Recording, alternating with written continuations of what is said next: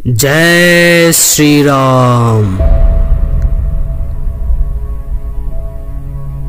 दोस्तों, राम के सच्चे और प्रिय भक्त कौन थे? ये सवाल मैंने जैसे ही आपसे पूछा, आपके दिमाग में एक ही नाम आया होगा, महावीर हनुमान। भारतवर्ष में हनुमान के तो जगह जगह मंदिर भी बने हुए हैं। लोग उन्हें महावीर कहते हैं। वे इन्हें अंजनी पुत्र मानते हैं और पवन सुत भी कहते हैं। कहते हैं कि उन्होंने पहाड़ उठा लिया था और वे अमर बूटी अथवा संजीवनी लेकर आए थे, जिससे लक्ष्मण जी को जीवित किया गया। उनकी मूर्छित अवस्था जाती रही।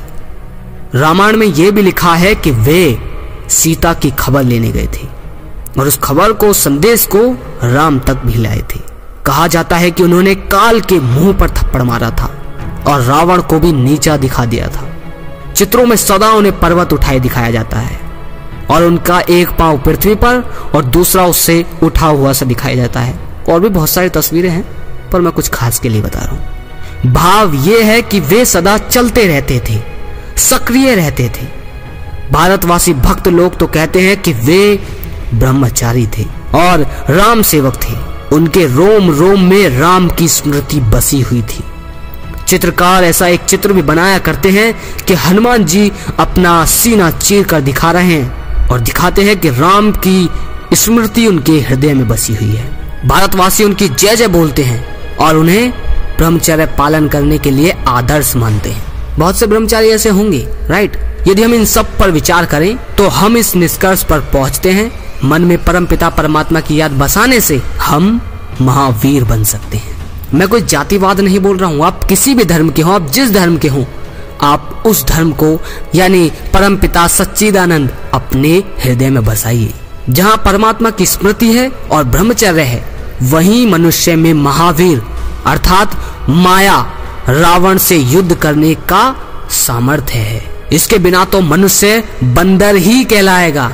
आप अभी भी जानवर ही कहलाओगे। नर वानर से महावीर यानी कि एक नर बंदर से महावीर हनुमान कहलाए। वो अपने ब्रह्मचर्य और परमात्मा को अपने हृदय में और असीम भक्ति के कारण। अब बहुत से लोग कह सकते हैं कि वो तो उसके अवतार थे, वो उसके अवतार थे इसलिए ऐसा बने।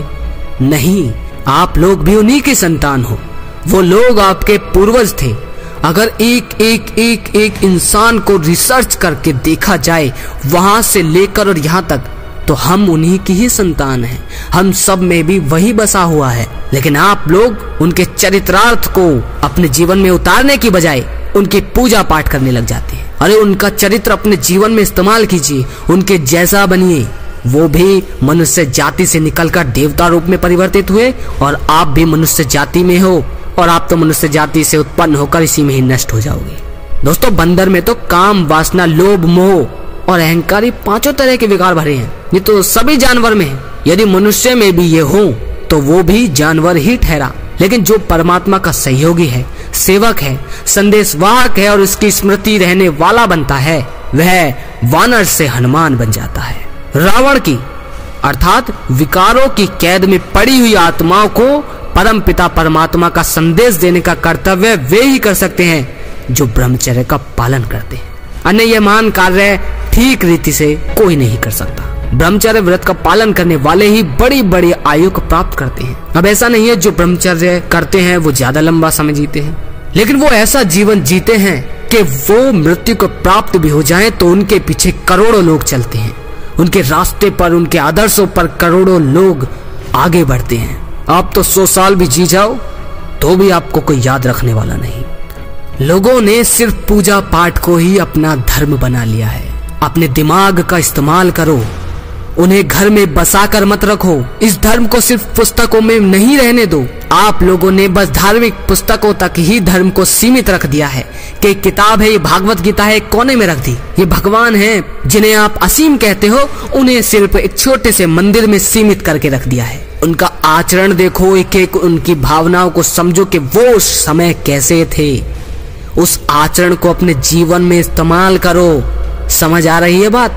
उसको पूरी तरह से ढाल लो अपने जीवन में, तब जीवन बदलेगा। ये थोड़ी नहीं है कि आप सुबह शाम पूजा करते रहें। पूजा पाठ सिर्फ उनका सम्मान करना है उससे आपको मुक्ति कभी नहीं मिलेगी। वो पहले का टाइम था कि जब इंसान इतनी पवित्र भक्ति करता था कि उसकी कुंडलिनी और उसकी पवित्रता सिर्फ पूजा पाठ करने से ही जागृत हो जाती थी। लेकिन आज की अवस्था वो नहीं है। आज इंसान के अंदर जहर की तरह खून में कामुकता बसी हुई है, तो वो पूजा पाठ से नहीं निकलेगी।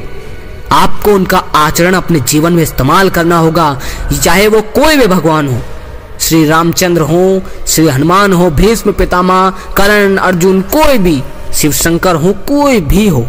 उनका आचरण वो कैसे थे, वो कितने दयालु, कितने महावीर, कितने पराक्रम, कितने ब्रह्मचारी, कितने तपस्वी, कितने ही साधक थे, ये सब आपको जानकर उनका जीवन अपने जीवन में इस्तेमाल करना होगा, और तब आपकी जिंदगी बेहतर होगी।